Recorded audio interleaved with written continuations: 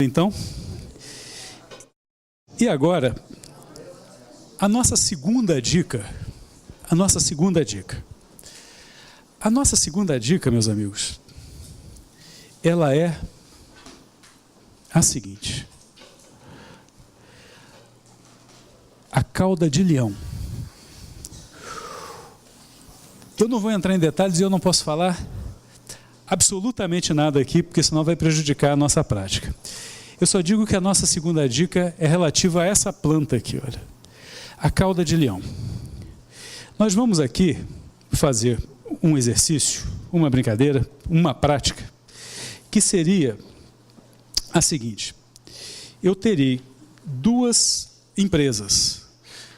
Cada um dos senhores representará uma das empresas. Perfeito? Uma empresa é a Naturvida, a outra empresa é a Nature Export. Nature Export, não importa, o nome foi fantasia. Mas o que nós vamos fazer aqui agora é o seguinte: eu vou só mostrar aqui para os colegas. O colega Leonardo vai ser o empresário A. Por isso que eu digo, não importa a matéria, tá certo? Nós estamos trabalhando, é um curso de negociação. Menos importante é a questão de fundo que está sendo discutida. Então, o Leonardo é o empresário A. Essas aqui, Leonardo, são umas dicas para você. Você tem que guardar para você e buscar, com base nessas informações, construir um consenso com a Isabelle. A Isabelle vai ser a empresária B. E ela também tem informações que são só dela, estratégia dela e estratégia do Leonardo. Eles vão tentar compor em não mais do que 5 minutos, e esse exercício é efetivamente de 5 minutos, mas eles vão tentar compor esse acordo. Eu vou pedir só uma ajuda aqui, todos os outros grupos da mesma forma. Um é A, outro é B, e tentarão compor esse acordo. Tá ok? Então vamos lá para a nossa prática. Esse é um exemplo simples. Eu vou ouvir alguns grupos. E eu queria que... Vou ouvir um primeiro grupo, aí, por gentileza, que eles falam: olha, eu tive esse mesmo posicionamento, eu tive um posicionamento diferente, eu vou perguntar só para a gente poder colher posições diferentes. O primeiro grupo que já se manifestou foi aqui com o doutor José Maria. Falar do acordo? Pode falar. Pode falar do acordo. Tá. Bem, nós chegamos à seguinte conclusão aqui, depois de muito negociar, né, e o momento de estresse inicial, nós decidimos que seria possível compor da seguinte forma: aquilo que foi encontrado, metade da equipe de cada uma das empresas vai fazer o transporte, a logística de transporte, a outra metade vai procurar mais 2 toneladas, já que já estão instalados ali, o mais um pouco, para poder suprir, inclusive, gratificar aí os cortadores, né, da planta que também precisam receber um pouco mais por esse trabalho. Então, metade da equipe de cada empresa vai fazer essa logística de transporte, a outra metade vai procurar a quantidade necessária. Chegamos num acordo, talvez até depois de fazer uma sociedade, já que o mercado é bem restrito. Então, as equipes fariam uma busca de uma outra quantidade necessária para atender a demanda das duas empresas. Exatamente. Perfeito? Sim. Alguém tem um posicionamento divergente? Gente, olha, primeiro, eu como promotor já achava isso, agora eu sou assessor do corregedor. O corregedor levantou a mão, é ele primeiro, não tem chance para ele. Bom, da análise da situação, nós chegamos à seguinte conclusão: a minha empresa necessita da parte aérea, de troncos e etc. E a empresa dele necessita das raízes. Então é perfeitamente possível explorar a mesma quantidade, cada um utilizando aquilo que lhe interessa, porque as substâncias são diferentes e cada uma encontrada em um lugar. Então as equipes farão a mesma quantidade, é possível atender a demanda os dois interesses. Foi nesse sentido. Perfeito, excelente. Viram né, que foi colocado aqui pela dupla aqui com o corregedor, foi que cada empresa utilizaria uma parte da planta. Perfeito? Alguém tem uma posição diferente? A gente dividiria 1.000 toneladas para cada empresa. Como o objetivo era fidelizar a empresa compradora, né? Então, nos comprometeríamos a investir 25% dos lucros na reprodução em laboratório e assistida da planta, para não pressionar mais a natureza, 25% dos lucros nessa reprodução assistida, para, nas próximas safras, a gente ter condições de fornecer e garantir a fidelidade dos nossos clientes com essa planta artificial, com essa planta criada. Também na forma do contrato, né? Uma solução, são soluções distintas na forma do contrato. Quando nós começamos, tudo excelente, desse curso, aliás, a gente não tem o certo e o errado, tá bom? A gente vai trabalhando justamente para vocês verem isso. Quando a gente começou a fazer esse curso, quando esse curso começou a ser ministrado, eu apresentava primeiro a dica, e depois eu fazia o exercício da cauda de leão. Fazíamos isso, os primeiros cursos foram assim. Eu resolvi inverter, porque se eu der a dica, vocês solucionam o caso. A primeira dica foi o rapport. A segunda dica, é evidente que não é a cauda de leão. A segunda dica é identificar os interesses.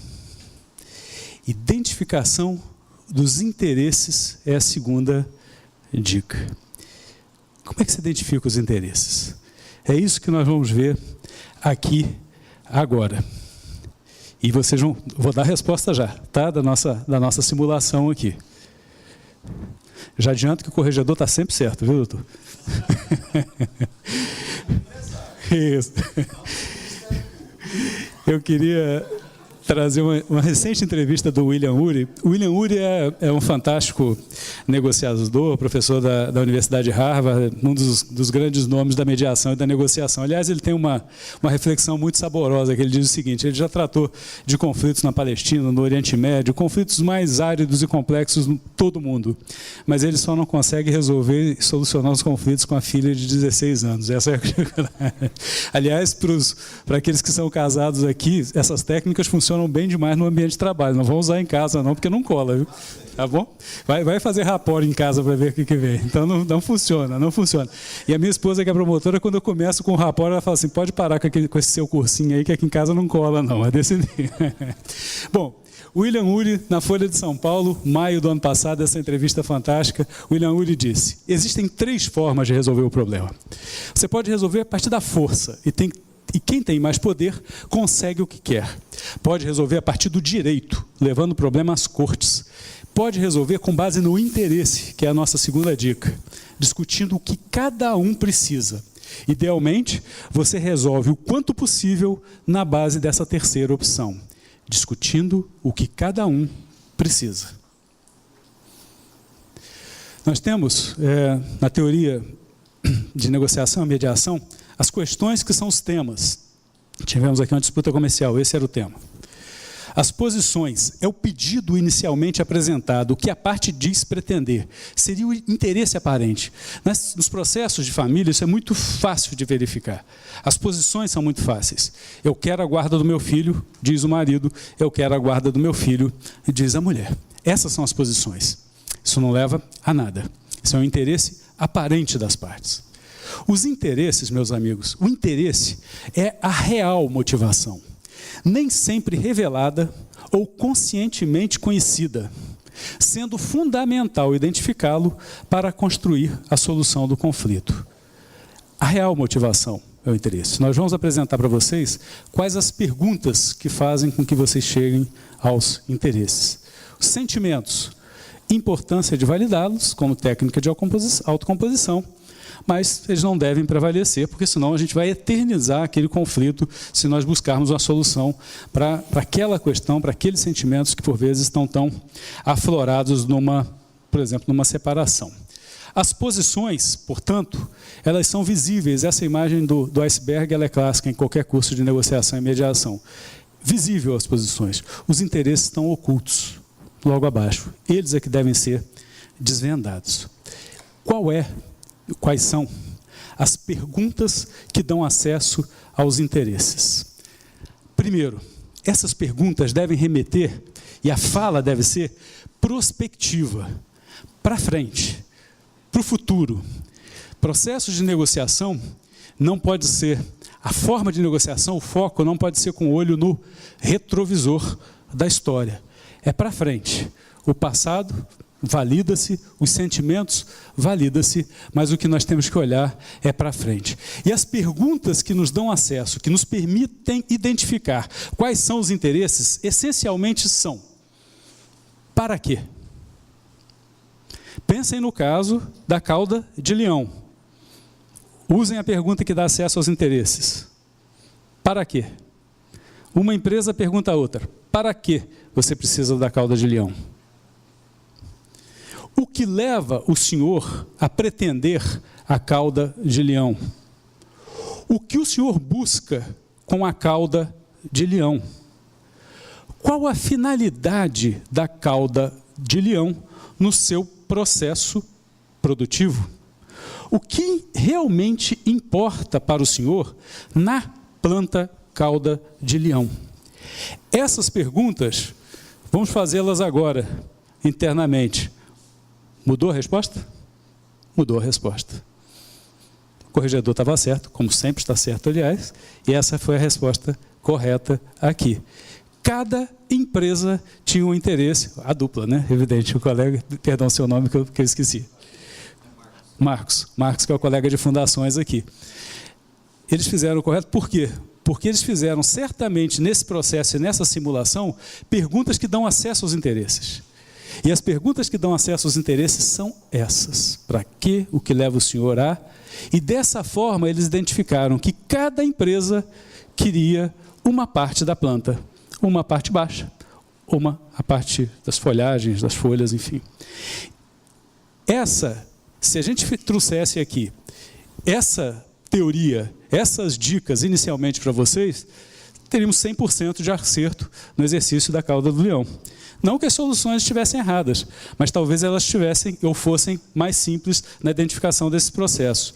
Numa audiência de separação, e temos colegas aqui que atuam na área da família, essas são as perguntas corretas para identificar os interesses daquelas partes.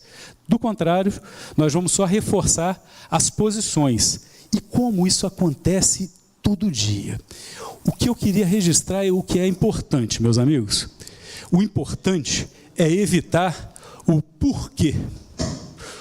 Porque o porquê remete a uma fala retrospectiva. E nós polarizamos a discussão. Esqueçam o porquê. Esqueçam o porquê. Numa audiência de família, se você perguntar: por que o senhor gostaria da guarda do seu, a senhora gostaria da guarda do seu filho? Porque meu ex-marido não sai do boteco, vive bebendo, não dá nenhuma atenção para os meninos, não põe dinheiro em casa. O que nós estamos remetendo? Fala retrospectiva. Nós estamos remoendo um passado que não vai ser útil num processo de negociação de conflitos, de mediação ou de conciliação daqueles conflitos. Em qualquer seara, negociação, mediação e conciliação. Nós não podemos firmar as posições. E o porquê remete sempre a uma fala, a uma visão, a uma imagem, a uma demanda, a uma questão retrospectiva. Passado da história. Todo o processo de negociação e a identificação de interesses, ele passa necessariamente por uma fala prospectiva que aquelas perguntas anteriores nos remetem e o porquê não nos permite identificar. Por que eu quero a cauda de leão? Porque a minha empresa vai produzir um remédio contra o câncer e a sua é cosméticos. A minha tem mais relevância do que a sua. A minha finalidade é socialmente e humanitariamente mais relevante que a sua. Terceira dica, então, primeira, o rapport. Segunda dica, a questão da identificação dos interesses. E a terceira, uso da comunicação conciliatória. É uma tirinha aí só para mostrar que normalmente a fala é utilizada para finalidades para as quais ela não se destina. E comunicação conciliatória, nós temos algumas regrinhas básicas. Às vezes difíceis de implementar, mas que funcionam muito e muito bem. Primeiro, regras pré-estabelecidas. Às vezes eu tenho a impressão que as pessoas vão a uma audiência de família, uma audiência, né, no fórum, mas na área de família a impressão que realmente eu tenho é que a imagem que essas pessoas têm é que a audiência de família real é a mesma da audiência de família de uma novela das 7 ou das 9, das 8, antigamente das 9 agora. Então, parece que não existe regra, não existe momento para se falar. E, na verdade, aquele ali é um ato solene em que as partes devem ter semelhante oportunidade para expor as suas demandas ou as suas aflições. Então, a definição dessas regras, isso funciona muito bem. Em qualquer reunião de negociação, fala, olha, a senhora vai ter oportunidade de mediação, a senhora vai ter oportunidade de falar, o senhor vai ter oportunidade, os prazos vão ser respeitados. Se ele falar 5 minutos, a senhora fala 5. Cada um não interrompe o outro. É difícil no início, mas funciona perfeitamente depois, definindo previamente e claramente quais as regras a serem observadas. Nem sempre funciona, mas vale a pena tentar. Segundo, uma linguagem neutra. Como eu tenho dito aqui, a linguagem, às vezes, e a discussão, ela é muito ácida, ela é muito árida, ela é muito dura. E se nós, membros do Ministério Público, operadores do direito, tivermos incorrermos nesse equívoco de usar a mesma linguagem ou um tom um pouco mais duro, um pouco mais enfático, um pouco mais incisivo, todo o processo de conciliação, por exemplo, numa audiência de família, ele estará irremediavelmente perdido. Até porque o tom é sereno, o tom é seguro e a fala é prospectiva, para frente, jamais utilizando o porquê, jamais utilizando o porquê. Não atribuir culpa. Eu já vi várias e várias audiências, magistrados, inclusive, dizendo, não, mas ela está certa em relação a isso. Isso é julgar. O momento da conciliação, que passa a ser cada vez mais relevante, seja numa audiência de família, seja em qualquer outro tipo de audiência doravante, com o novo Código de Processo Civil, ela tem essa finalidade. Nós temos que ter o cuidado de não antecipar um julgamento. Isso inviabiliza qualquer tipo de composição ou acordo. Não usar jamais palavras que qualificam ou julgam. É certo, é errado, é bom, é ruim. Não, é bom que o senhor faça assim, mas o senhor não deve fazer. Isso é julgamento. O julgamento é um outro momento.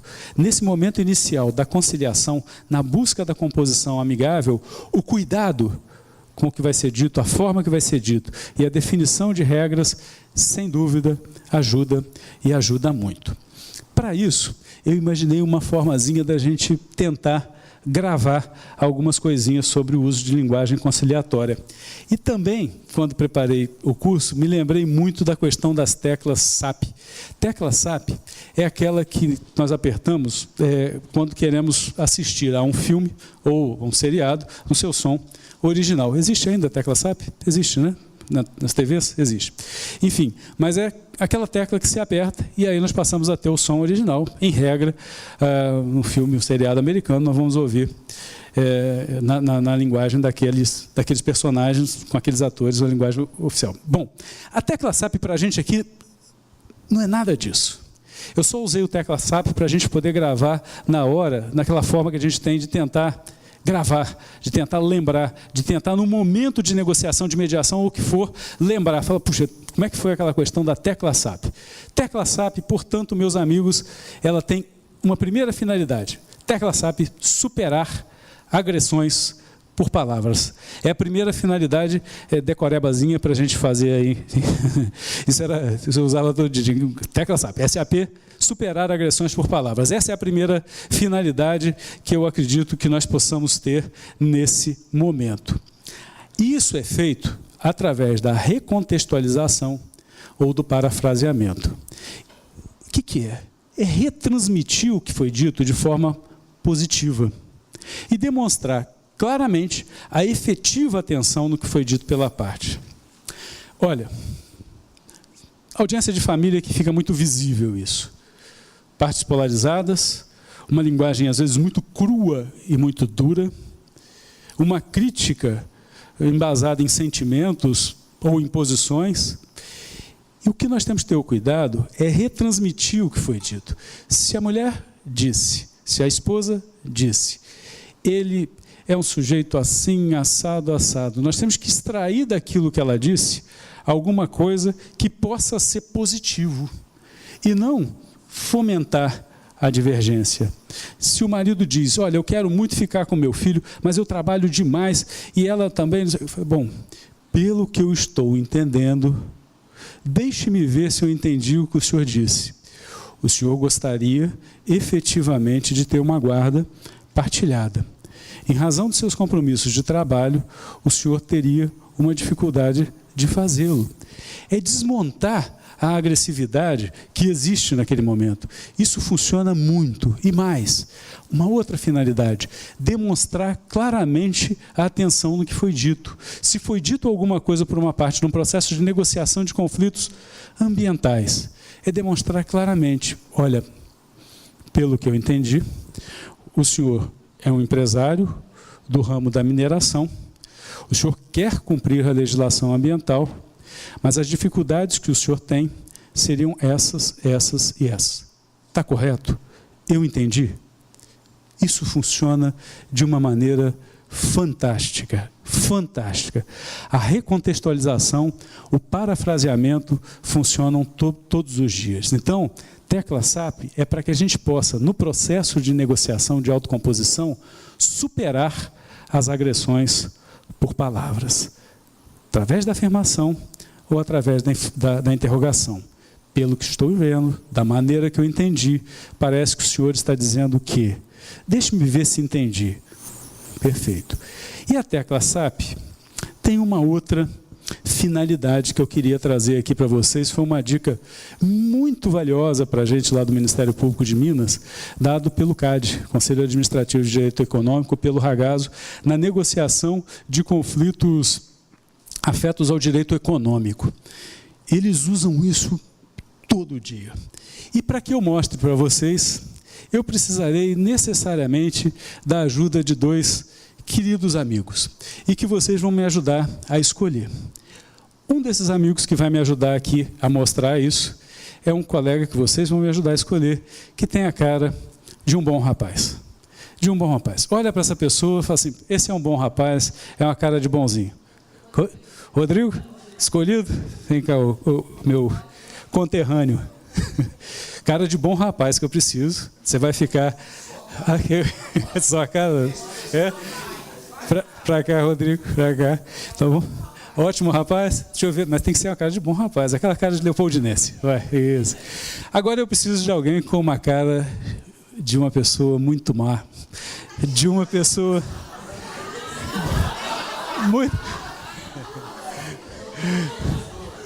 muito raivosa. Ah, é? De uma pessoa, mas é essa cara aqui? É essa? Mas é cara mal. É cara mal. Nós vamos ter que treinar. Você é o bom. Você é o policial bom, você é o policial ruim, tá certo? Seu nome mesmo, desculpa. O Thaíris, vem cá, por favor, Thaíris. Vamos chegar os dois mais para frente. Vou ficar um do lado do outro. Eu queria a cara de bom rapaz do Rodrigo. Agora eu quero uma cara de mal, senão nós não vamos aprovar. Eu preciso da aprovação aqui dos colegas. Cara de correição, vai? Não. Doutor, está aprovado ou está fraco, né? Ah. Mas a cara de mal, eu preciso de uma cara de mal, realmente de uma cara de mal. Porque o essencial dessa prática é que eu tenho um rapaz com a cara de bom rapaz. Se vocês quiserem mudar também os papéis, fiquem à vontade. Mas é cara de mal. Então vamos lá na cara de mal. Cara ruim, cara fechada. Cara de advogado da Lava Jato olhando para o Daniel, vai? Cara de advogado do Sérgio Moro, vai? Advogado da Lava Jato olhando para o Deltan, vamos lá. Aprovou, corregedor? Mais ou menos? Bom, é a luz? Então vamos chegar para cá, ó. Vamos chegar um pouquinho, para todo mundo ver. Meus amigos, eu sou um promotor, eu tenho aqui um empresário, eu tenho aqui seu advogado. Tá certo? Dica do CAD. Funciona e funciona muito. Eu começo a expor e eu falo, em regra, dirigido para o advogado. Doutor, nós estamos tentando buscar uma composição desse conflito ambiental, etc, etc, etc. Cara de mal do advogado. eu vejo que a sua empresa é uma empresa que tem um trabalho social importante, gera muitos empregos. E nós estamos vendo um empresário satisfeito. Perfeito? Eu preciso só de alguém para segurar o microfone para mim um segundinho aqui, por favor. Doutor, por gentileza. Vou botar aqui para eles poderem entender. O meu foco hoje, no início da negociação, o meu foco é no advogado. Mas eu não estou tendo qualquer tipo de retorno. Eu estou tendo uma barreira no advogado, uma barreira. Técnica de negociação do CAD, perfeito? Direito econômico, grandes negociações de direito econômico. Eu tenho uma barreira. Para que eu continuarei mirando aquela pessoa que não se mostra flexível ou disponível para o acordo? E a técnica SAP, a tecla SAP, sutilmente alterar o protagonista, simplesmente olhando aqui, virei para cá. E aqui eu desqualifico qualquer tipo de veto ou de restrição ao meu processo de negociação. Pelo que eu vejo, o senhor é um empresário que gera muitos empregos, tem uma empresa com interesse de buscar realmente, obrigado, de buscar realmente. E é aqui que eu vou focar. Eu não vou focar onde eu não vou ter o acordo. Eu vou focar onde eu vou ter o acordo. Perfeito? Mudar o foco e parafrasear aqui. Parafrasear, repetir a frase, repetir o que ele disse de forma positiva.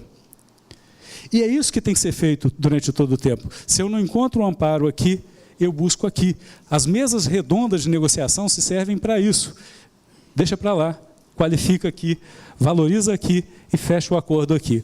O advogado vai necessariamente ter que se adaptar a essa nova realidade, ou então o nosso empresário vai ter que mudar de advogado. Muito obrigado, palmas aqui para os nossos atores. E eu queria dizer o seguinte, portanto, a tecla SAP, nessa sua segunda finalidade, é sutilmente alterar o protagonista. Se o protagonista era o advogado, o protagonista passa a ser a parte, o advogado, o marido, a mulher.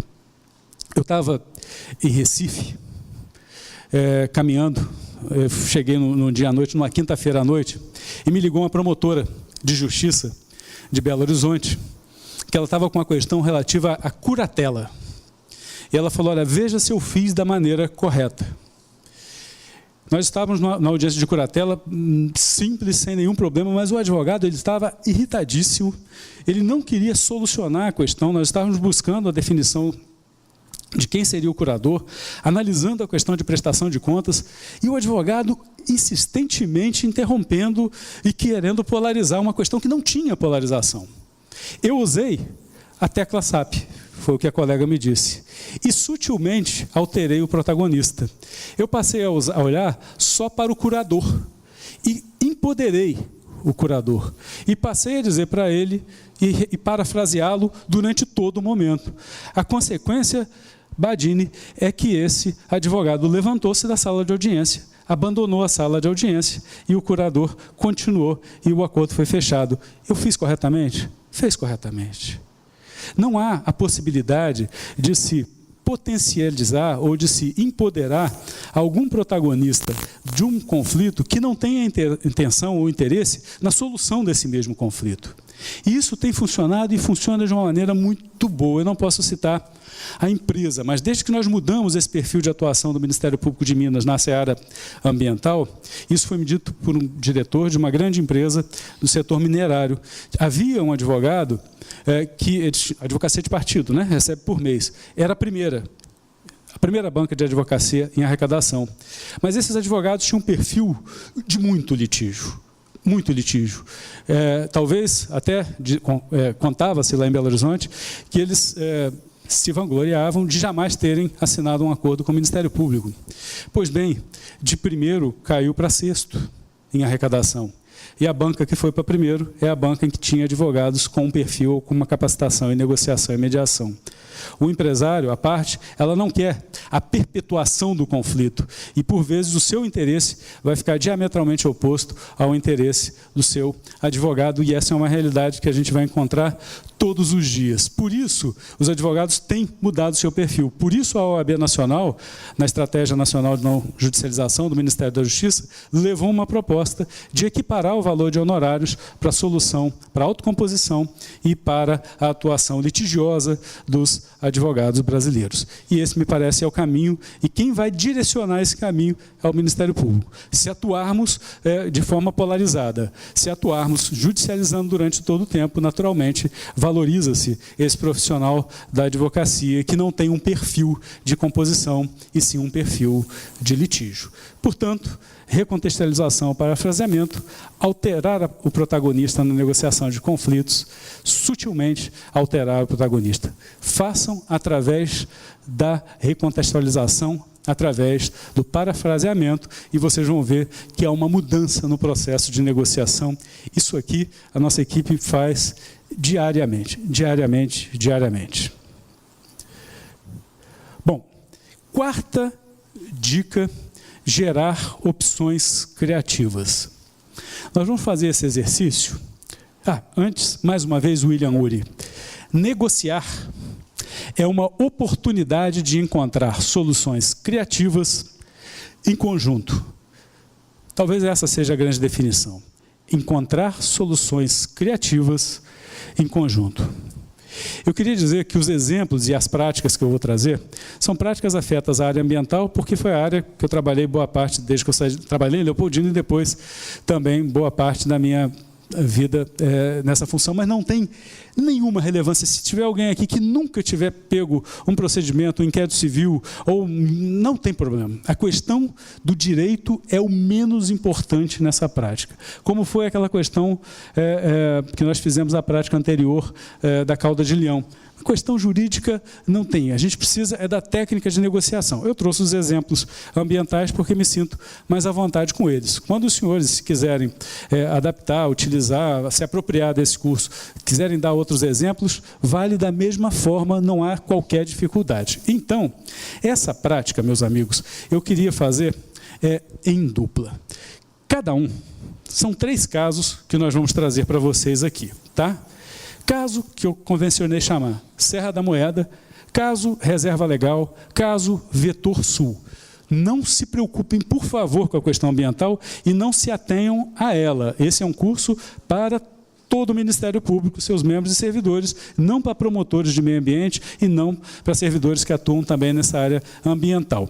Portanto, nós vamos ter aqui, por exemplo, o caso Serra da Moeda. O caso Serra da Moeda, da mesma forma e da mesma dinâmica que fizemos o outro. Perfeito? O caso Serra da Moeda, eu vou distribuir esses casos de forma aleatória para que a gente possa ter grupos trabalhando nos 3 casos. Cada grupo vai trabalhar num caso. O grupo Serra da Moeda, caso A. Funciona da seguinte forma. Vamos começar por aqui. Você, o A, perfeito? O A. A primeira dica para ele é: você é empresário do ramo da mineração. Essas são as suas dicas. Ele não pode ter conhecimento dessas dicas. Isso é que você tem para negociar. São 5 a 6 dicas, é bem pequenininho para cada um. O B da Serra da Moeda, você é o promotor de justiça com atuação em defesa do meio ambiente. E são as suas dicas, só suas, para buscar essa negociação dos conflitos. Em relação aos outros casos, da mesma forma. Um vai ter umas dicas, que seria o caso aqui do Vetor Sul. A, você é empresário do ramo imobiliário. B, você é promotor que atua em defesa do meio ambiente urbano. Então, vamos conversar aqui o empresário do ramo imobiliário e o promotor. Evidentemente, as dicas são dicas restritas a cada um que vai recebê-las. Vão fazer em dupla, que funciona muito bem. E o terceiro caso que eu vou trazer aqui, vamos dividir aqui para os grupos, é o caso Reserva Legal, em que nós temos A, você é um pequeno agricultor familiar. Você É um promotor de justiça com atuação na defesa do meio ambiente. São os 3 casos, e as dicas eu vou distribuir agora para vocês aleatoriamente. Cada um trabalha com o outro essa negociação, reservando as informações que forem necessárias reservar. É dica para um e dica para outro. Entendido? Perfeito? Vocês acham que essa prática ia ser tão simples quando ela está aparecendo, né? Evidente que eu vou incluir alguma coisa agora e a gente vai dar uma paradinha, porque tem uma dica para essa prática. E essa dica, eu queria... Lembra qual é a nossa dica? Ser criativo, gerar opções criativas, perfeito? Essa é a nossa dica.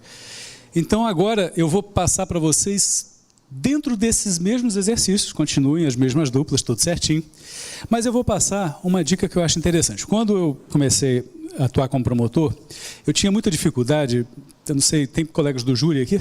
Alguém do júri que faz júri, que tem vivência? Mas eu tinha muita dificuldade na questão da... Não sei se você assistiu o júri meu lá, Rodrigo, mas era muito difícil a questão da legítima defesa. Lá em Leopoldina fiz alguns júris, mas muito no norte de Minas, enfim.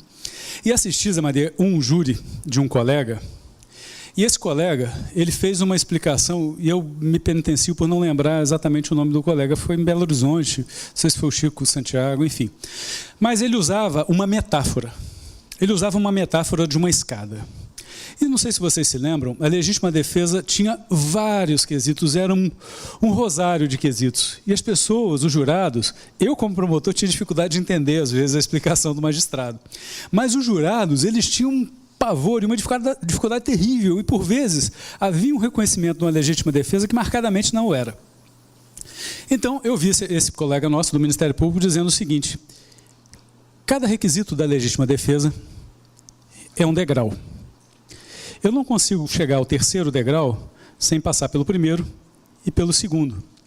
E nessa nossa metafórica escada, o último andar, o último degrau, é a liberdade e a absolvição. O primeiro degrau, houve agressão. O 2º degrau, se eu estou lembrando, viu gente, eu não faço júri há uns 10 anos, mas enfim, o 2º degrau, a agressão era atual. 3ª, a agressão era iminente. 4ª, a agressão era injusta, e por aí ia. Se ele passasse por todos os requisitos, por todos os degraus daquela metafórica escada, ele chegava no último degrau e alcançava a tão sonhada liberdade com a absolvição no plenário do júri. Eu apliquei um pouquinho isso para a questão ambiental, voltando a dizer, é absolutamente sem relevância a questão ambiental para o nosso exercício. Mas eu queria mostrar para vocês essa escada metafórica. Nós estamos falando de 3 casos de danos ambientais, tá? Dano ao meio ambiente natural e dano ao meio ambiente urbano, só para registro. Não se preocupem com isso. Eu quero que vocês tenham uma nova dica agora, que possa ser utilizada nesse processo de negociação que vocês estão fazendo. Tá bom? Quando há. Esse é um estudo do Ministério Público de São Paulo, o Zé Maria estava lá em Brasília nesse dia, foi aprovado pelo Conselho de Coordenadores de Centro de Apoio de Meio Ambiente numa reunião no Ministério Público Federal. Foi um trabalho da Karina Keiko, da equipe do Ministério Público de São Paulo, está no portal até hoje do Centro de Apoio Operacional do Meio Ambiente de São Paulo, para aqueles que tiverem interesse pela temática. Mas o fato é que no primeiro degrau dessa minha metafórica escada seria esse aqui. Quando eu tenho um dano ambiental, qual é o primeiro degrau que eu tenho que trilhar? O primeiro degrau é restaurar aquele dano ambiental. Aqueles que tiverem interesse nos conceitos, o estudo é muito detalhado, merece uma leitura. Mas, para quem está fazendo mestrado, talvez seja interessante aí. Mas, olha, restauração é o primeiro degrau. Nesse nosso exemplo, não é possível a restauração. Perfeito? Não é possível. Qual é o segundo degrau? Recuperação. Verifiquem, eu não estou me detalhando nos conceitos jurídicos porque não tem relevância para o nosso trabalho. Recuperação. Segundo degrau. Nos nossos 3 exemplos, teoricamente, para que a brincadeira tenha graça, não é possível a recuperação do ambiente degradado. Tá certo? Terceiro degrau da nossa escada é importante. É a compensação in natura, uma compensação por equivalente, uma compensação ecológica. Esse é o terceiro degrau da nossa escada. O último degrau da nossa escada é a indenização em dinheiro ou a compensação financeira. Na prática, no dia a dia, eles se complementam, mas eu quero fazer de uma forma diferente, porque a questão ambiental não tem relevância. Nós estamos, meus amigos, o primeiro degrau não conseguimos trilhar, passamos por ele, passamos pelo segundo, nós estamos no terceiro degrau. Compensação ecológica, compensação in natura, compensação não financeira. Nós não estamos falando em indenização. É nesse degrau que nós estamos. Podem continuar a negociar com base nessa dica agora. Bom, tempo encerrado. Eu preciso também aí da contribuição de vocês. O caso da Serra da Moeda. Qual a dupla que gostaria de trazer uma sugestão de compatibilização desse conflito? Para as outras duplas que não tiveram acesso a esse caso, o caso da Serra da Moeda é um caso de mineração numa área de relevância ambiental. Há possibilidade de compatibilizar a mineração com a preservação do meio ambiente. Em síntese, é isso. A área de mineração numa área de relevância ambiental. Quem gostaria de expor? Quem está com esse caso? Qual dupla? Por favor. Bom, a princípio a gente chegou num acordo no sentido de que a empresa compensaria o dano ambiental, né, ante a impossibilidade de recuperação no valor de 50 milhões. E se comprometeria a regularizar a atividade, né, mediante os licenciamentos ambientais de forma correta e não da forma como foi feita, né. Com esse novo dado, no sentido da possibilidade da compensação in natura, né, a empresa se dispôs a destinar esses 50 milhões para a construção de se dispôs a efetivamente construir, adquirir uma área que seria destinada para uma reserva ecológica. Houve uma mudança da forma de negociação com a dica de vocês. Tiveram que pensar numa nova alternativa. Isso, mas mantendo o valor, né, dos 50 milhões, né? Pedro. Quer acrescentar alguma coisa? Não, certinho? Muito obrigado. Perfeito. Então, criação de uma área, de uma unidade de conservação, talvez, de uma reserva, como uma medida de compensação depois da nova dica. Quem está com esse caso, excelente, parabéns para a equipe. Quem está com esse caso do meio ambiente... vamos passar para o Vetor Sul para a gente quebrar os casos aqui. Vetor Sul, quem está com o caso Vetor Sul? Vetor Sul é um caso de meio ambiente urbano. Houve uma expansão, seria o caso relativo a uma expansão de um centro comercial e também de construção de residências multifamiliares, prédios, o que causou um impacto na mobilidade urbana. A discussão e a negociação é como compensar esse impacto. Perfeito? Vetor Sul, meio ambiente urbano. Qual dupla gostaria de expor?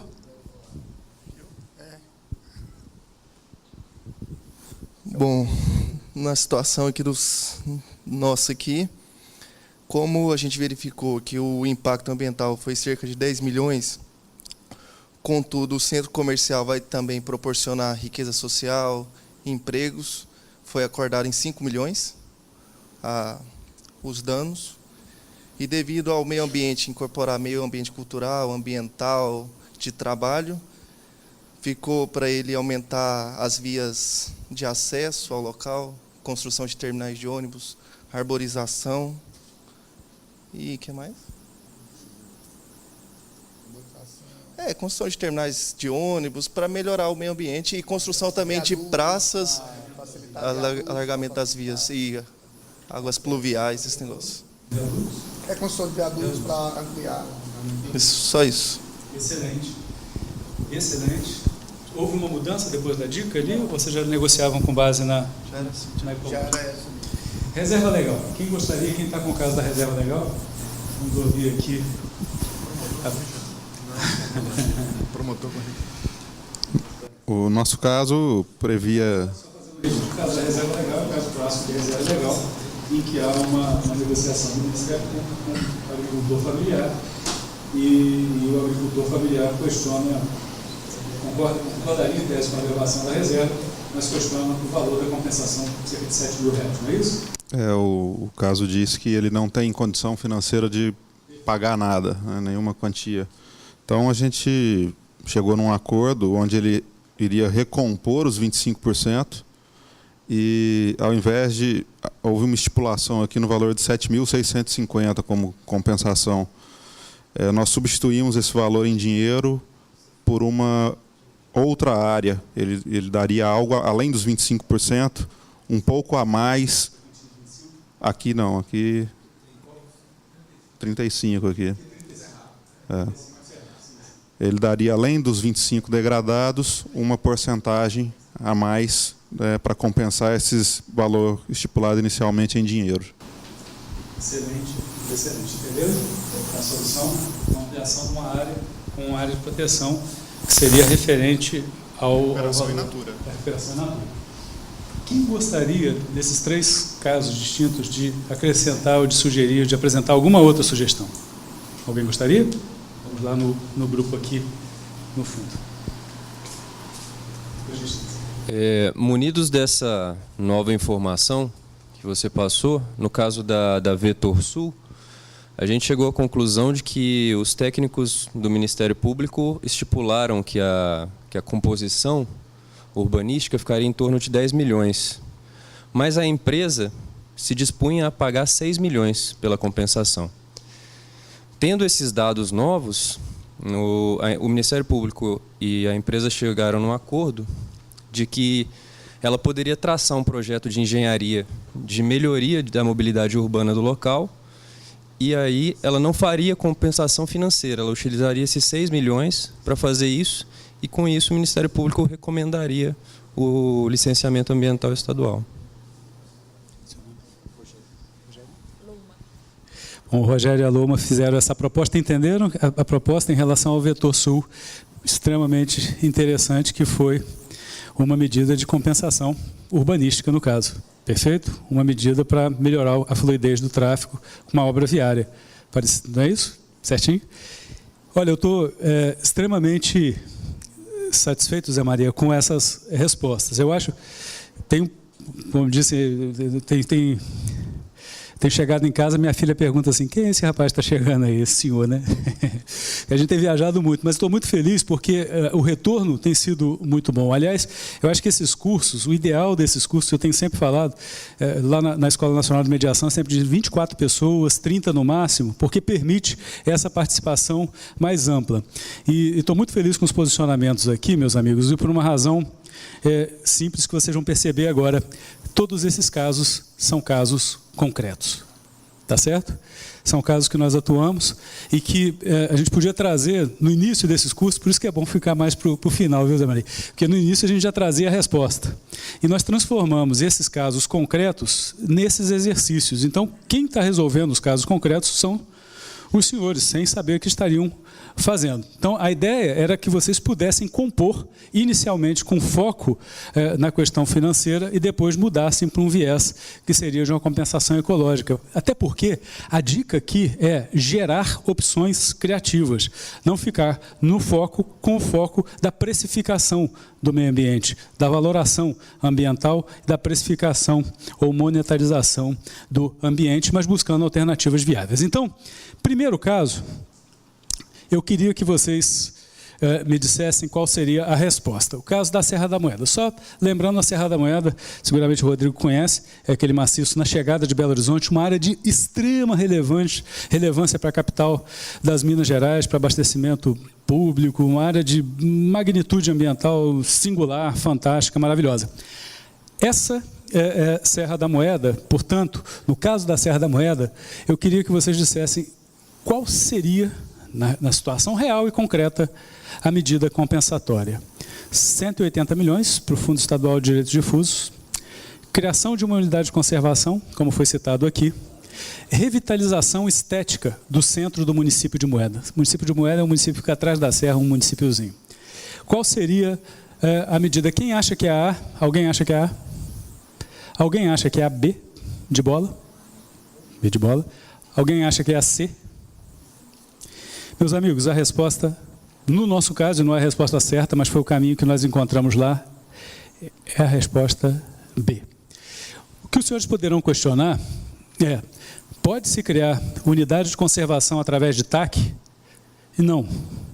não é isso que foi feito. Nós celebramos, primeiro, a Serra da Moeda, a par de toda a sua relevância ambiental, ela não tinha uma proteção. Nós tínhamos um decreto no município de Moeda, um decreto de tombamento, um pequeno município, numa pequena área. Nenhuma proteção de uma das áreas mais relevantes para Belo Horizonte, para a capital das Minas Gerais e para aquela região central do nosso estado. Absolutamente relevante.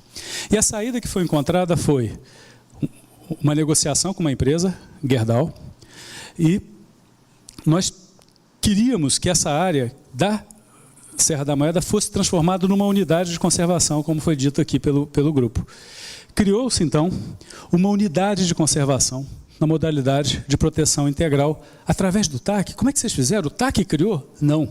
Simplesmente a Advocacia Geral do Estado, ou Procuradoria Geral do Estado, não sei como se chama aqui, foi anuente ao TAC. Então, o juízo de oportunidade e conveniência de se criar uma unidade de conservação foi reconhecido num termo de ajustamento de conduta através da Advocacia Geral do Estado. Sem embargo do posicionamento do nosso querido ministro Herman Benjamin, acho que ainda é uma posição minoritária, não há possibilidade de se criar, se não seja por um ato normativo do chefe do Executivo.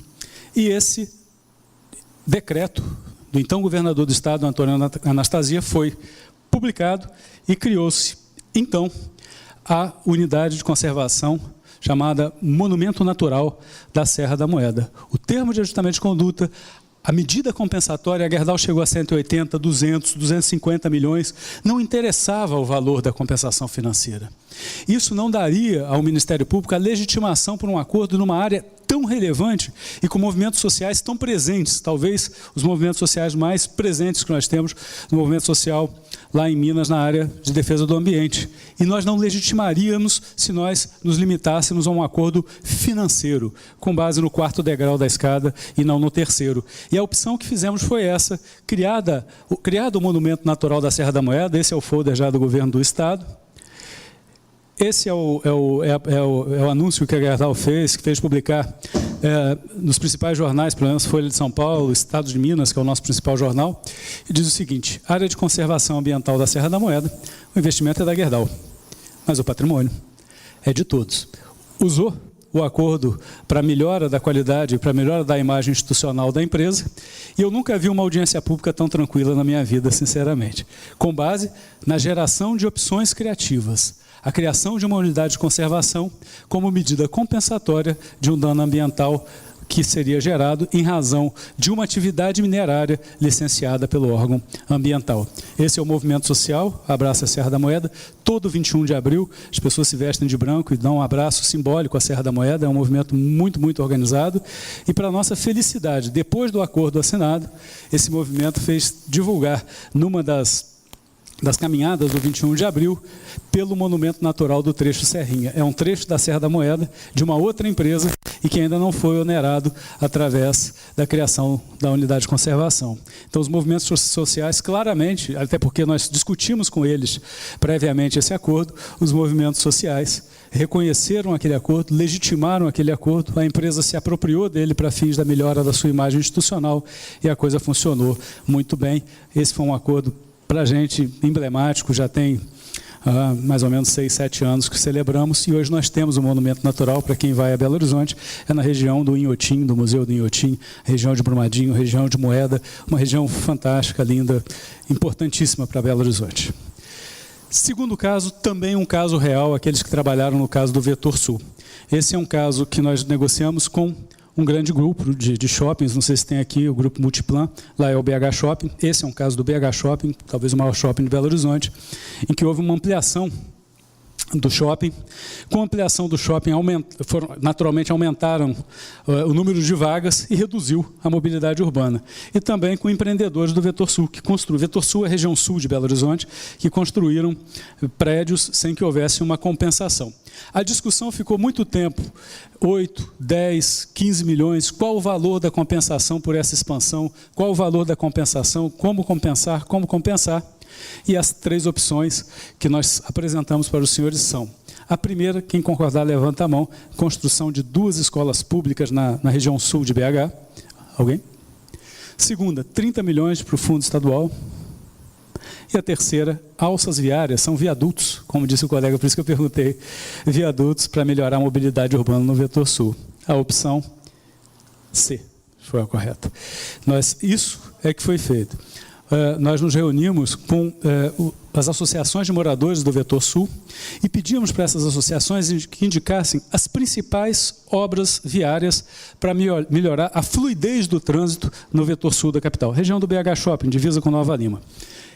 É isso que nós pedimos. E as associações inicialmente apresentaram pavimentação de calçadas. Nós falamos, não, nós precisamos de obras viárias densas. E, para nossa felicidade, eles identificaram essas obras.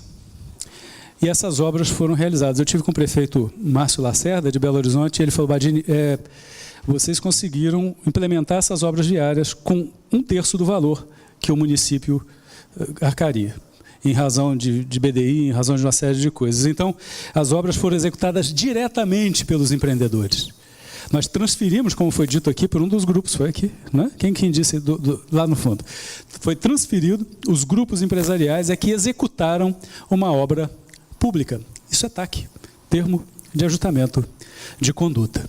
Esse foi o convite, e aqui nós tomamos uma cautela, que fica aqui como uma sugestão, obra executada conforme termo de compromisso com o Ministério Público, não constou no anúncio da Gerdau, esse caso foi posterior, nós fizemos inserir, porque achamos importante que houvesse esse registro de que foi fruto de TAC. Aí, as alças viárias são essas aqui, tem uma alça viária ali e essa alça viária aqui, construída através de um termo de ajustamento de conduta. Se houve uma intervenção que reduziu a mobilidade urbana, a compensação se destina a assegurar uma melhora dessa mesma mobilidade urbana. Não saímos da questão da precificação e fomos para a questão de uma medida de valia efetiva ao ambiente, no caso, a mobilidade urbana ao meio ambiente urbano. Isso é termo de ajustamento de conduta, são as técnicas que são utilizadas e a geração de opções criativas é justamente nesse sentido. Aí o principal jornal do nosso estado, Trincheira alivia o trânsito, a repercussão foi fantástica desse acordo. Para todos nós, as pessoas vinham falar, houve uma melhora sensível, lógico que não vai solucionar um problema de trânsito numa capital como Belo Horizonte, mas há uma estimativa de uma melhora de 30% do tráfego na região sul da capital. Por fim, o caso da reserva legal, que é um caso que todos os dias nós trabalhamos, todos os dias. E eu sempre tive muita dificuldade, Zé Maria, em trabalhar com essa temática e definir uma compensação. Eu, sinceramente, aqui faço essa confidência, eu sempre fui para o lado da precificação, ainda que com parcelamento ou ainda que com uma redução. E eu queria que vocês me dessem a resposta. Qual é a medida compensatória no caso da reserva legal? Caso concreto, acréscimo da área da reserva legal, quem concorda? Parcelamento do valor da compensação. Instituição de uma RPPN. A instituição de uma RPPN nós negociamos sempre muito com base com empresas. A RPPN é fantástica, mas ela é onerosa e ela é difícil de implementar. Então, por vezes, com produtor rural, só com grandes produtores talvez isso seja possível, mas com pequenos produtores rurais nós temos muita dificuldade em razão da complexidade e do ônus.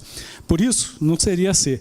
Por isso, essa é a única razão para que nós tenhamos feito o acréscimo da área da reserva legal. Só que esse exemplo e essa saída e essa sugestão de atuação do Ministério Público não é nem minha, porque, como disse, eu não tive essa aventura de vislumbrar quando atuando como promotor, talvez lá de Leopoldina ou São Francisco, poderia ter feito acordo nesse sentido e não tive essa visão. Mas esse acordo e essa sugestão foi dada por um grande promotor de justiça do Ministério Público de São Paulo, promotor de Ribeirão Preto, de meio ambiente, durante muitos anos, que é o meu queridíssimo amigo Marcelo Goulart. O Marcelo disse o seguinte para mim quando eu levei esse curso em São Paulo, e eu trazia a questão da reserva legal, algumas reflexões sobre a reserva legal, e o Marcelo disse, olha, nos casos de supressão de reserva legal, eu sempre negociei, como promotor de justiça, a medida compensatória com foco no aumento de sua área, e não no valor da compensação financeira. O valor da compensação financeira como uma referência. Então, lá em Minas, 20% a reserva legal, se você precifica o dano, R$7.000, que é o caso do nosso exemplo, não é? Me parece por aí. R$7.000 corresponderia ao quê de área? 5%, 6%, 10%, eleva-se a reserva legal para 25%, 26%, 27%. Resolvido o problema, não se discute com foco. No valor se discute com foco. E o Marcelo falou, só resolvia a questão de reserva legal com a mudança do foco, com uma solução solução criativa de ampliação da área da reserva legal. Eu queria trazer para os meus queridos amigos aqui do Tocantins a última dica, e essa é muito, muito, muito importante para nós do Ministério Público e talvez para os operadores do direito em geral. Olha, meus amigos, todos nós operadores do direito, se isso é uma qualidade ou uma mazela, é de promotor, é de juiz, é de advogado, é de defensor, é da nossa natureza. Nós adoramos falar. Nós temos uma vocação absurda, fantástica, imensa para falar. Nós temos uma dificuldade monstruosa, igualmente imensa para ouvir. Essa é a grande dificuldade que nós temos hoje. Num processo de negociação, o processo de escuta ativa, ele é infinitamente mais relevante do que o processo de expor e de falar o tempo todo. Quem domina a negociação é quem tem o dom de ouvir e não a vocação para falar. Essa talvez seja a grande e a lição final desse nosso curso. A escuta ativa, atenta, cuidadosa é fundamental. Ela tem umas dicasinhas muito básicas. Primeiro, escutar mais do que falar. É a maior dificuldade do mundo, mas é uma dica extremamente eficaz, como eu vou mostrar para vocês. A segunda, ouvir com atenção, mesmo a opinião diferente. Eu já participei de negociações e que quando alguém falava alguma coisa que estaria em tese, em desacordo com o posicionamento da outra parte, a parte praticamente o advogado faz de forma muito contundente, de forma muito latente, ele praticamente estribuchava na cadeia. Ai, meu Deus, que não sei. É uma coisa todo dia. Quem participa de audiência de família, estamos falando com a Thaís ali agora, quem participa todo dia vê isso. É uma exposição de uma inabilidade absoluta de escutar. É uma falta de um dom. Por isso que eu digo, o conhecimento jurídico é requisito para um exercício funcional. É um requisito, é uma condição, mas a gente precisa mais. E o Ministério Público é uma instituição especial que pode dar mais. Escutar mais do que falar. Ouvir com atenção, mesmo a opinião diferente, e vamos ouvi-la todo o tempo. Ouvir sem julgar. Um julgamento de um promotor de justiça numa audiência de família, ele é catastrófico para qualquer tipo de acordo. Ele empodera uma parte e desqualifica a outra. Nós desequilibramos uma balança e o nosso papel de conciliação numa audiência de família é de equilibrar as forças, conferir, atribuir, permitir iguais oportunidades, estabelecer o contato visual. O pior dos mundos, eu vim ouvindo, tem um site muito bom, aliás, que é um site de palestras de 20 minutos, que é o TED.com. Eu gosto muito. São palestras em inglês, mas com a tradução. Vem com inglês logo abaixo. E tem palestras ótimas. Eu vim ouvindo uma em relação justamente a essa questão do contato visual. E a professora dizia, não me recordo o nome, mas está lá, é só verificar essa parte, tem uma palestra de negociação. Ela diz, o contato visual é fundamental, ele é mais importante que o parafraseamento. Para ela, o parafraseamento, ele é um detalhe a mais, é importante, mas talvez o contato visual seja mais importante porque ele demonstra que a pessoa está efetivamente presente. E não é possível, ela diz, e ela tem toda a razão, ficar olhando mensagem de celular, ficar parte ali e parte fora, olhando, tendo outras funções, exercendo outras funções durante aquele momento. Aquele momento é da parte, é de emprestar à parte, àqueles que estão conosco, o máximo de atenção que elas merecem. É que aquele tempo nosso seja destinado à solução daquele conflito e que as partes mereçam e que tenham a atenção de um promotor de justiça e que essa atenção seja real e não meramente formal, com a presença física e trabalhando ou mexendo em celular ou tablet. Procurar não interromper, conter a ansiedade. O melhor dos mundos é quando a parte quer falar. O melhor dos mundos é quando começa uma verborragia que parece interminável num processo de negociação de conflitos ambientais, mas isso é vital para nós. É vital. Dali que vem as informações, como eu vou mostrar ali para frente. Não demonstrar irritação, evidentemente. Tem uma fantástica reflexão, que eu gosto muito, do saudoso e imortal Rubem Alves, esse fantástico poeta que nos deixou há pouco, que eu acho que merece e que ilustra muito bem o que a gente está tentando dizer. Rubem Alves, escutatória, está na internet esse título, esse texto. Sempre vejo anunciados cursos de oratória. Nunca vi anunciado curso de escutatória. Todo mundo quer aprender a falar. Ninguém quer aprender a ouvir. Pensei em oferecer um curso de escutatória, mas acho que ninguém vai se matricular. É um pouco por aí. Eu fui secretário dos 2 últimos concursos lá em Minas, a Maria sabe disso. Todos os candidatos da prova oral se vestiam exatamente da mesma forma, usavam as mesmas expressões, as mesmas técnicas, certamente fizeram o curso de oratória. Mas quando eles ingressam na instituição, o que seria talvez mais fundamental, necessário e essencial é que eles tivessem a aventura de ter passado ou experimentado um curso de escutatória.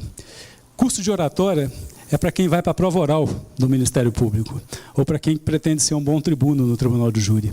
O curso de escutatória é para uma vida em que resolve boa parte dos nossos principais problemas, das nossas principais mazelas e dificuldades num processo de negociação de conflitos. Nesse caso, a escutatória, meus amigos, nos permitiu, no caso da Serra da Moeda, ouvir a seguinte frase, a seguinte pérola de um grande executivo da Gerdau, que foi a seguinte: Dr. Badini, nossa intervenção minerária é insignificante numa área mínima da serra. Nós preservaremos a maior parte do maciço. Era tudo que eu precisava ouvir. Primeira coisa depois dessa reunião, depois da escutatória, foi fazer uma pesquisa de qual era a área da empresa na Serra da Moeda. E chegamos a cerca de 3.000 hectares. 3.000 hectares de preservação, com base em uma palavra, em uma frase, que foi lançada num curso de um processo de negociação. Eu falo pouquíssimo nos processos de negociação. O meu papel é essencialmente de escutatória. Quando tem um meio ambiente cultural, o Marcos Paulo conduz normalmente, o Carlos Eduardo no meio ambiente natural conduz. E a minha função é de ouvir, de anotar e de buscar. Eu acho que esse é um papel importante que a gente tem que valorizar no Ministério Público. Esse dom de ouvir, porque muitas coisas, como esse caso, o acordo foi permitido quando a frase foi dita. Um outro caso, do Vetor Sul, o que nós ouvimos do empresariado do ramo imobiliário da capital mineira foi: olha, nós também estamos perdendo com o grande aumento do tráfego na região, do trânsito na região. Os preços dos nossos imóveis estão caindo muito. Era tudo o que eu precisava ouvir. Eu preciso de uma intervenção viária que beneficie não só a população que vive no Vetor Sul, mas também que beneficie, ou que assegure, ou que garanta, ou que permita um aumento do valor dos imóveis daquela região.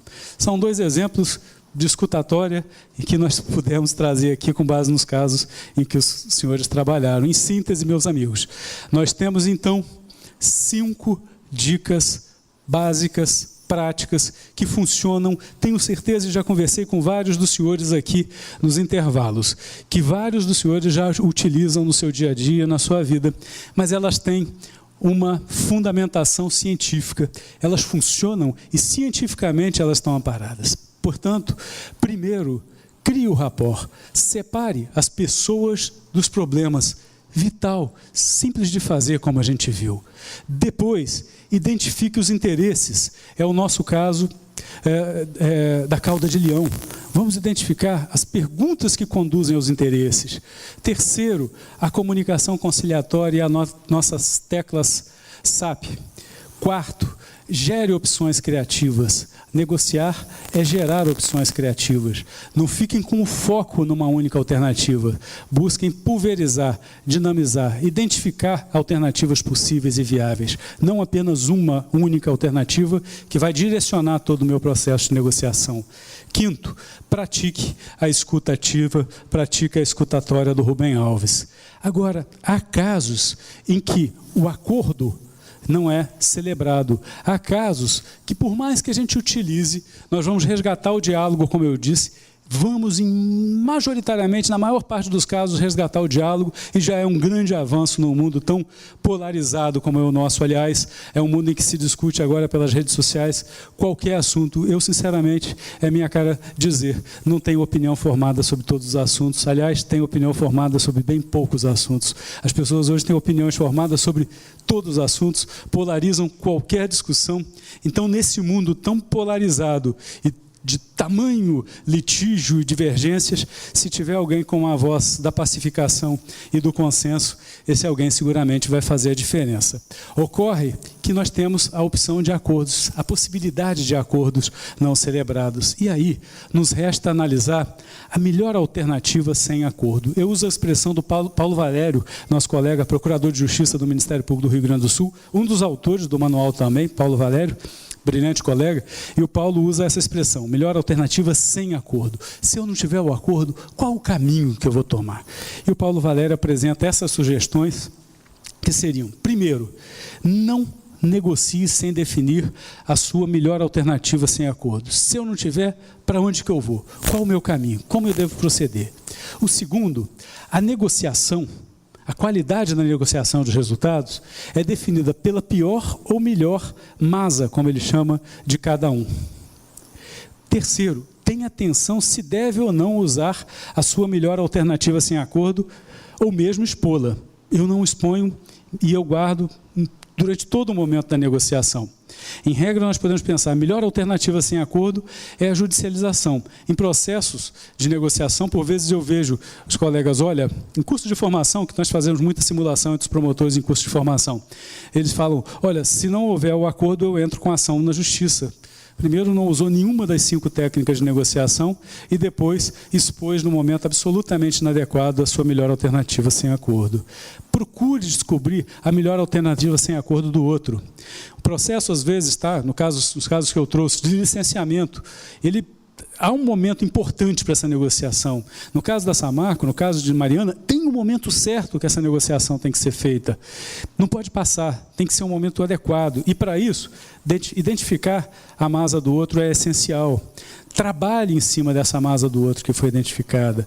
Não faça o acordo se a melhor alternativa sem acordo é melhor, evidentemente. Agora, nós podemos intuir que a melhor alternativa sem acordo para o Ministério Público, para um promotor de justiça, que a melhor alternativa é a via judicial. Eu não vou citar o caso concreto, mas eu acho, bom, primeiro, eu tenho uma imensa admiração por vários e vários magistrados com quem eu trabalhei. Tenho uma imensa admiração pelo Poder Judiciário. Acho que o Poder Judiciário é uma forma, é um caminho importante e necessário que nós devemos utilizar juntamente com os demais métodos adequados de solução de conflito. Ocorre que há, por vezes, e durante a vida a gente encontra, isso no próprio Ministério Público, na própria Defensoria, mas no nosso caso aqui, na magistratura, por vezes a gente encontra profissionais que não têm talvez a vocação ou a formação ou o bom senso de entender que as questões sociais, os direitos coletivos, difusos, enfim, que eles merecem uma tutela e que merecem uma atenção maior do Poder Judiciário. Por vezes, nós encontramos, infelizmente, profissionais que não têm essa sensibilidade, não é mesmo?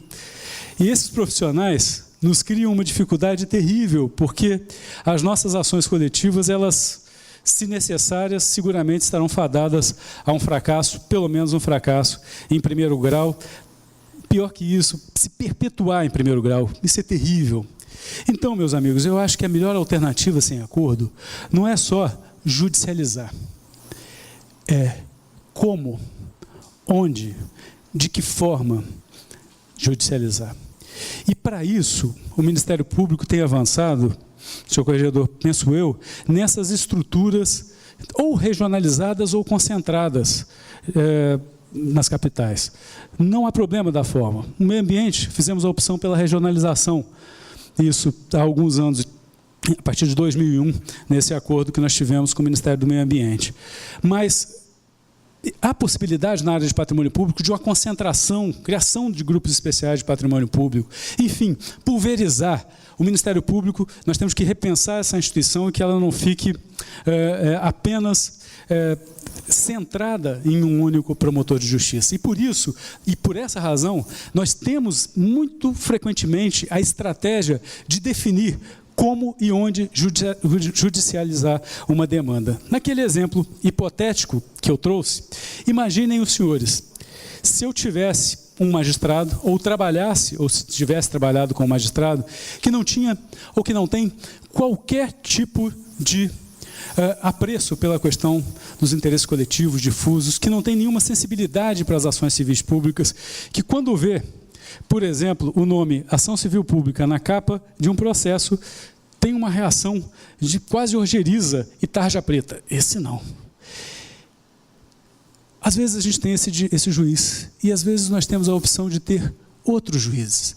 Se eu tivesse esse primeiro juiz, a possibilidade de definir de uma forma estratégica, o Ministério Público é uma instituição que deve cada vez mais atuar estrategicamente, eu judicializaria essa minha demanda coletiva nesse magistrado insensível para a questão social ou nesse magistrado que tem mostrado sensibilidade às questões sociais. A melhor alternativa sem acordo, o juiz Sérgio Moro da Lava Jato, não é judicializar, é como judicializar. É estrategicamente definir onde judicializar. Na área ambiental, isso costuma ser mais fácil do que em outras searas.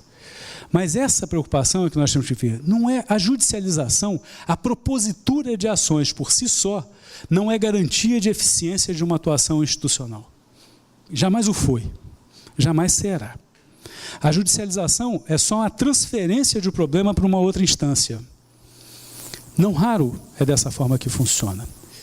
O bom promotor não é, na minha leitura, o que judicializa de forma pulverizada, constante e atomizada.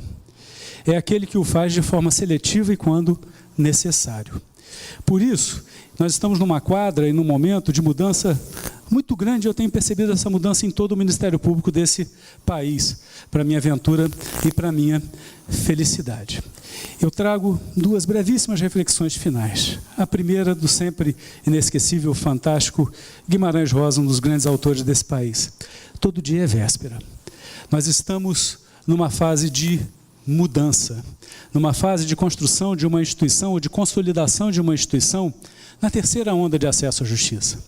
Uma instituição que não tem por função apenas a judicialização ou a viabilização de um acesso formal do cidadão a bens que estão ilusoriamente previstos no texto constitucional e assim o continuarão por força da nossa ação judicial.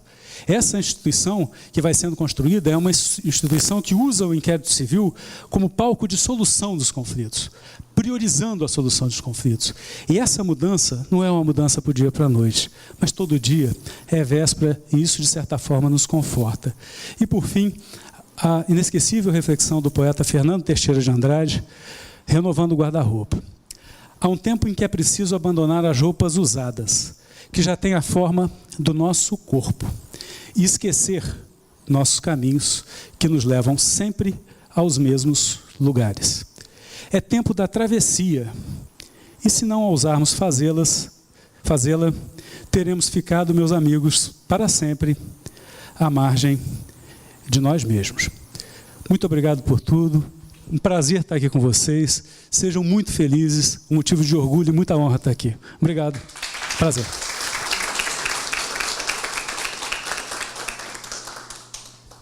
Obrigado a você, meu amigo Badini, expoente do Ministério Público Brasileiro, que nos honra com a sua presença, com as suas lições aqui nesse dia.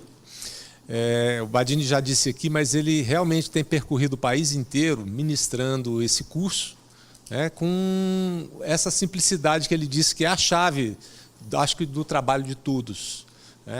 Agradecer mais uma vez a sua vinda aqui e dizer que essas imagens elas serão editadas, depois serão organizadas para possibilitar aos colegas que não puderam comparecer também ter acesso a essas informações.